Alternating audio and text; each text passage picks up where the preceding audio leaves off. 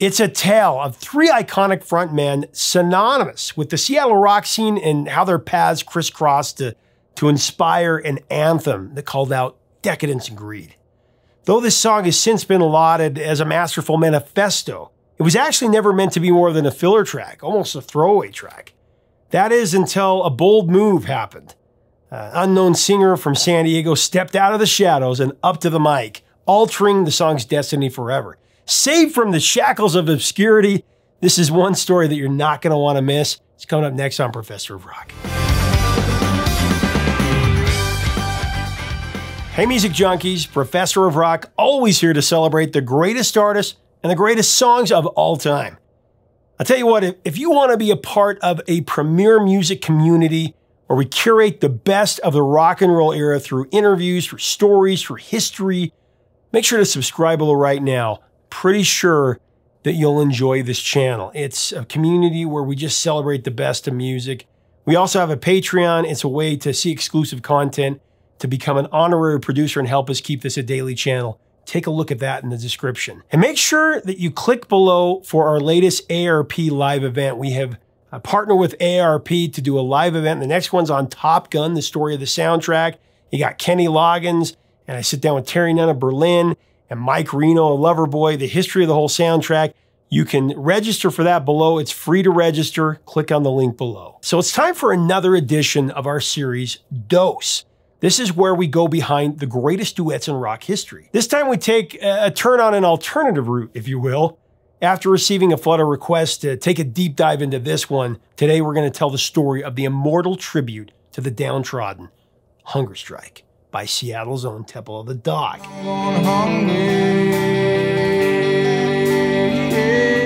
When Soundgarden lead singer Chris Cornell walked into the hospital room of his close friend, Mother Love Bone icon Andy Wood, there really were no words to express his shock and disbelief. Stretched out before him was a motionless, nearly lifeless figure hooked up to an array of machines designed to keep his heart pumping and his lungs breathing. Just days earlier, Andrew Wood, who was a recovering heroin addict, tragically relapsed. He had overdosed on heroin and was now in a brain-dead coma. According to the doctors, he wasn't going to recover. Cornell and Wood had once been roommates. They'd written songs together, and they'd competed in a friendly rivalry as up-and-coming Seattle rock bands, Soundgarden and Mother Love Bone.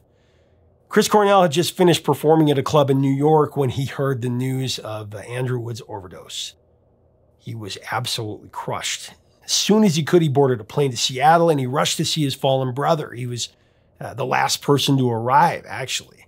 The room was filled with close family, most of whom Cornell had never met before. Andrew's girlfriend, Zana, had insisted that doctors not take him off life support until Chris Cornell arrived so that he could say goodbye to his friend.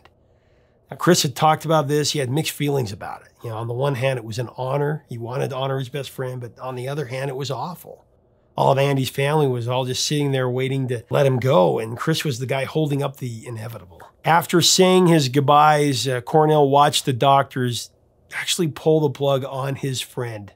Andrew Wood was gone. Dead at the age of 24. They were supposed to be invincible. Chris would later say this, no one was supposed to die. And if someone did, it wasn't supposed to be Andrew Wood. And if it did happen, it wasn't supposed to happen like that. But the impossible had happened, and Chris didn't know what to do about it. The next few weeks were a living nightmare. But Chris wasn't the only Seattle musician that was hurting. Andrew Wood's death had sent a shockwave of sorrow throughout the tight-knit community. Among the many dealing with the grief were Andy's former Mother Love Bone bandmates Stone Gossard and Jeff Ament. They were just preparing to release a new album when Andrew Wood passed, and now the band had dissolved. However, unlike Andy's former bandmates, Chris couldn't rely on the supportive Seattle music scene to ease his pain. Almost immediately, he had flown to Europe with Soundgarden to continue touring. There wasn't really anyone around to talk about Andy, so Chris Cornell started channeling his grief into the only way that he knew how to channel that, writing new music. The result was, I guess, 2 songs at that moment that were written in Andrew Wood's honor, Reach Down and Say Hello to Heaven. You gotta reach down.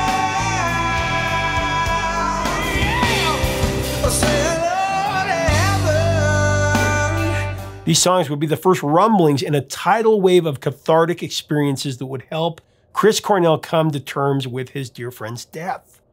When he returned home to Seattle, Cornell recorded the 2 tracks by himself. But the problem was that they didn't fit Soundgarden's typical MO. Stylistically, the material was much more like something that Andrew Wood would enjoy.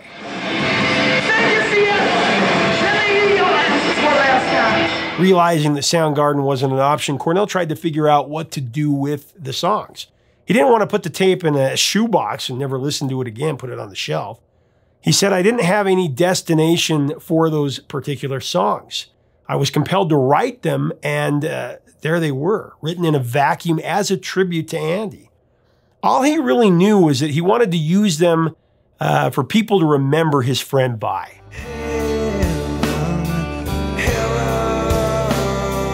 For a brief moment, Chris Cornell actually considered re-recording the songs with the surviving members of Mother Love Bone and releasing them as a single.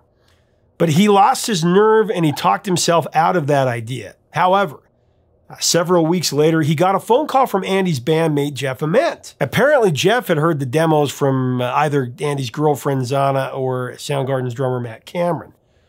I must point out, though, that the account varies on how this happened. But regardless, he was blown away and he wanted to team up with Chris. Jeff and Stone, with the help of guitarist Mike McCready, they had been working on their own demos for a new band that they were going to put together. A band that would eventually become Mookie Blaylock, which of course is Pearl Jam. But they loved what Chris had done so much that they wanted to start a project with him as well. Now this gave Chris Cornell the boost of confidence that he needed, to move forward with a new idea. An entire new record that would pay tribute to Andrew Wood.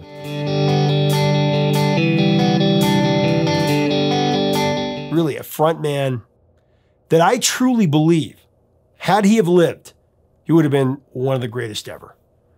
For the band, Chris would recruit Mother Love Bone alum, bassist Jeff Ament and guitarist Stone Gossard, Soundgarden drummer Matt Cameron, and former Shadow guitarist Mike McCready. So pretty much Pearl Jam. The guys called themselves Temple of the Dog, which was a nod to a line from the Mother Love Bone song, Man of Golden Words.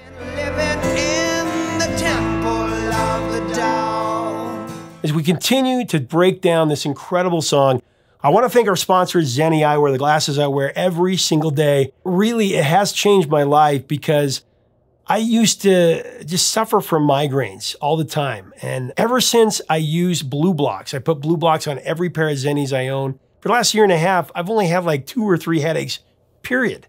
I used to have like 2 or 3 a week sometimes. And I have Zenni to thank for that. If you go to Zenni.com right now, you can get over 1,100 pairs of glasses for less than a concert ticket. Actually, less than $30. Check it out at Zenni.com.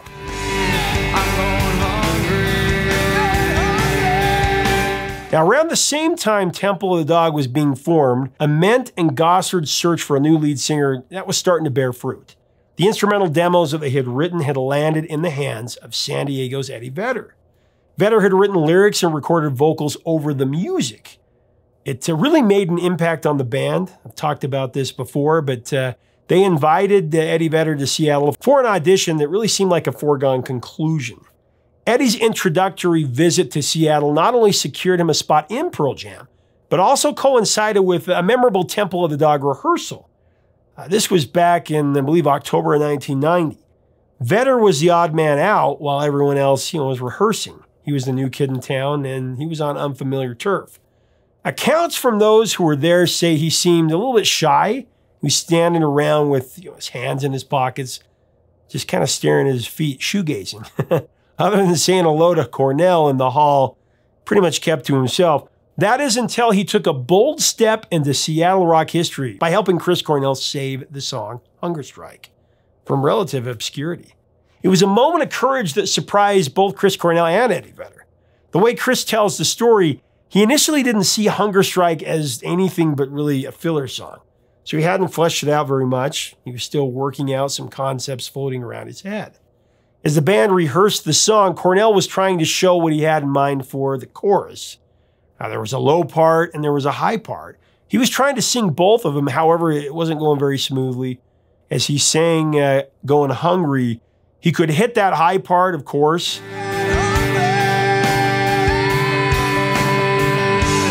That was hard enough, but he wasn't perfecting that lower register. Meanwhile, when Eddie Vedder was sitting in the corner of the room, instinctively, he understood what Chris was trying to do, and he was nervous, but he walked right up to the mic with Chris and he started singing in what is definitely one of the premier magical moments of 90s rock.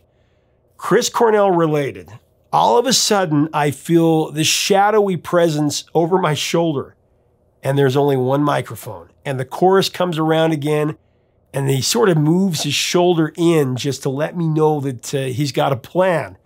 It wasn't intrusive, it wasn't arrogant, anything like that. Eddie was just helping Chris through a tough spot. Cornell continues with the story. "So he hit the going hungry, yeah part. I sang the high part, and then he hit it again. All of a sudden, a light bulb went off in my head, and I thought, his voice sounds incredible in that deep register." I'm going hungry.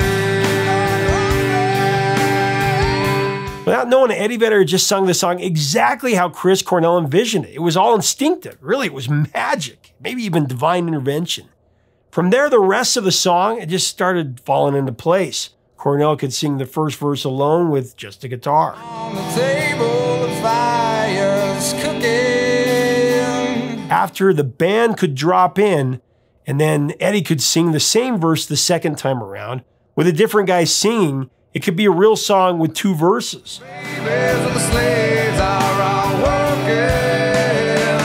All of a sudden, this filler song was becoming something really special, a duet for the ages. So Chris wrote the words down for Eddie, and they ran it again. And as Chris said, it went from, "Oh yeah, this works, we like this," to, "This is a really great song." Eddie singing on it, it just changed the feeling of the lyrics as well. It suddenly became more gospel. It became more meaningful to me. To say the least, Chris was impressed. And from that moment on, he took notice of Eddie Vedder, as would the world very soon.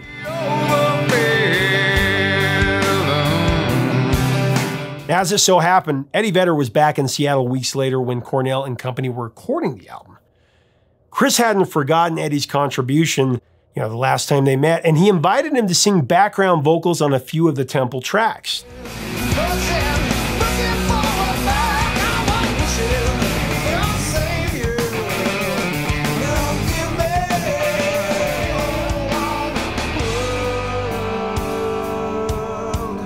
Not surprisingly, Vedder also reprised his role on Hunger Strike. The finished version sounded like what Cornell had dreamt up at the rehearsal.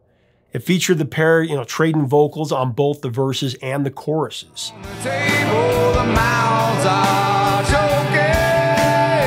I don't care what anyone thinks of these two singers, if you're a fan or not. When you experience Chris Cornell finishing the chorus, with such integrity in those words, and then you have Eddie Vedder, and he comes in right after that with a second verse, it just lights your soul on fire. Any person with two ears and a heart has to admit this. It's just incredible. I don't mind stealing bread. From this, the timing had been just right. Chris recognized that Eddie was not only a great guy, but an amazing singer. So why not get him involved? And Eddie Vedder would say that the gesture was a beautiful way to be introduced to the whole family. I love that. For Eddie Vedder, it has to hold special significance. It was his first appearance on a real record at that point. Eddie's contribution to Temple of the Dog also signaled the start of a close bond between the two singers. From that time forward, Cornell became a mentor to Eddie. And whether he knew it or not, Eddie was helping fill the void that was left by Andrew Wood's passing.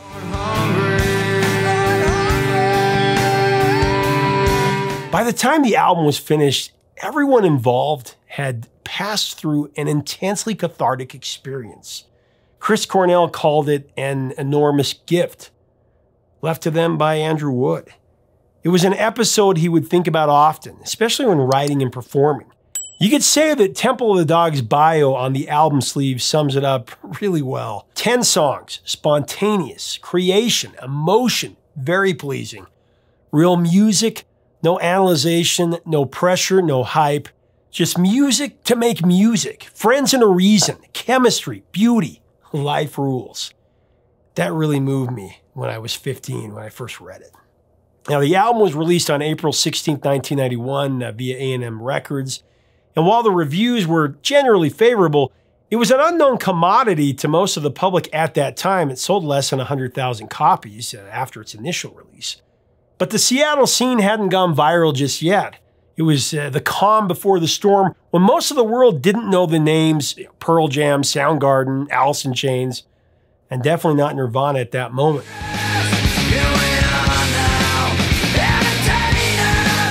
We were guys and bands on the precipice of what could be a very life-changing moment, said Cornell.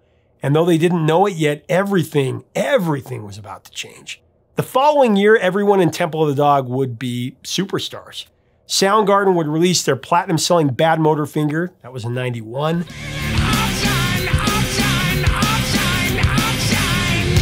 Of course, Pearl Jam would release their debut 10.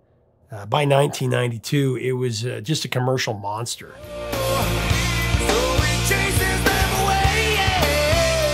When A&M Records realized that they were sitting on a collaboration between two of the world's most popular bands at that moment, they, of course, re-released Temple of the Dog, and that was on June 27, 1992. And though it debuted, I think, number 181, it did eventually go platinum. It reached number 5 on the Billboard charts. With the re-release of Temple of the Dog also came the release of Hunger Strike. It was a massive single. Hunger Strike, more than any other song on that album, has become Temple of the Dog's signature piece and one of the most visible poster children for the Seattle grunge scene. It's a phenomenal duet. But even before Vedder stepped in to save it, the song may have never reached rehearsal, if not for a superstitious belief that was held by Chris Cornell. He had a somewhat obsessive-compulsive relationship with odd numbers, as in that they were bad luck. Steer clear. So as the Temple of the Dog material was coming together, there was a point, I guess, during when the band had accumulated 9 songs, and Cornell hated that. He said, I had this other song that I whipped up so we could have 10, because I just have to have 10, and it was Hunger Strike.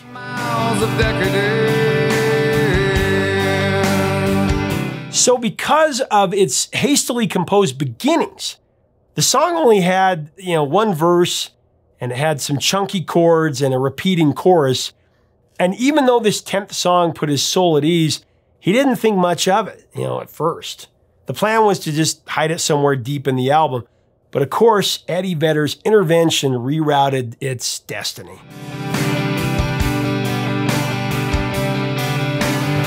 As for the song's meaning, Chris Cornell has said, I was wanting to express the gratitude for my life, but also disdain for people where that's not enough, where they want more. There's no way to really have a whole lot more than you need usually without taking from somebody else that can't really afford to give it to you. It's sort of about taking advantage of a person or people who really don't have anything to give. Breaking down the lyrics, the song really is an indictment against humanity's greed, its corruption, and disheartening tendency to turn a blind eye to those in need. As the song opens, Chris Cornell launches straight into a Robin Hood-inspired crusade against opulence and gluttony, of the rich especially. I don't mind stealing bread from the mouths of decadence. The message is clear to me. It's introspective. How can anyone keep taking and taking and taking when there are so many others who are suffering? I don't mind stealing bread. And then the second line seems to point back to each of us. I can't feed on the powerless when my cup's already overfilled. But I can feed on the powerless. If we open our eyes, truly open them, it's plain to see that there's always someone less fortunate than us. I mean, even if we're struggling, odds are we have a lot to be grateful for. That's what I've realized. I have to remind myself again and again. There's always someone who has it worse. These lyrics are a commitment to refrain from harming the oppressed and to recognize that each of us has more than we think that we have.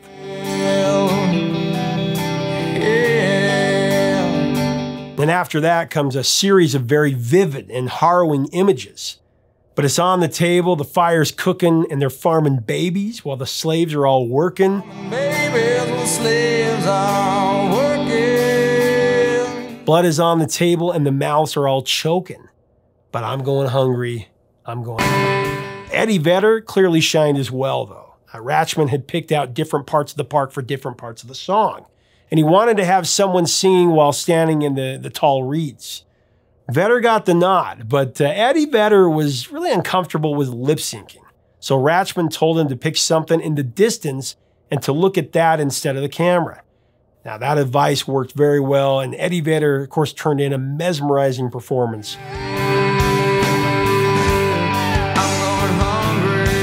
Hunger Strike was featured in the Cameron Crowe film We Bought a Zoo. That was in 2011. And then Hellstorm and Corey Taylor teamed up to cover it in 2015.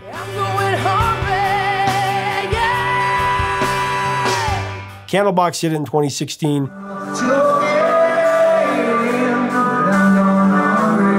And then they had No Heart in 2017.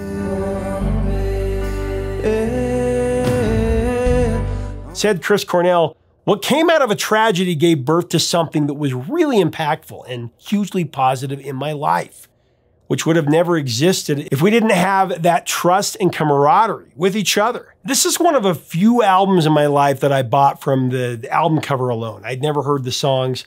I bought it in mid-91. I bought it because I'd collected Mother Love Bone's music after hearing Chloe Dancer Crown of Thorns in the movie Say Anything, and it became my favorite song.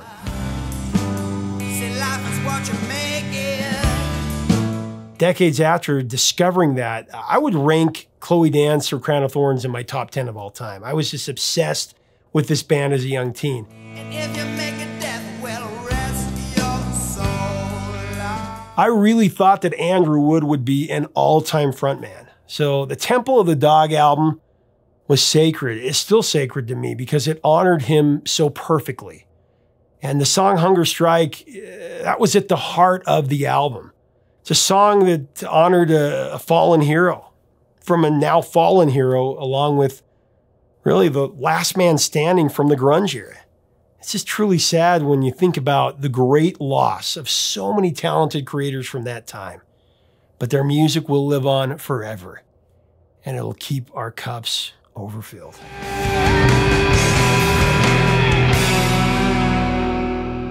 Leave us a comment about Temple of the Dog, Chris Cornell, Andrew Wood, Eddie Vedder. What are your memories of Hunger Strike? Also, if you like this episode, be sure to check out our episode on Say Hello to Heaven, where we dive deep into this powerful eulogy that Chris Cornell wrote for Andrew Wood. We go into a lot of the history of Mother Love Bone, their story as well. I'm going to cover Chloe Dancer, Crown of Thorns. Let me know if you want to see that. That's one of my favorite, top 10 of all time.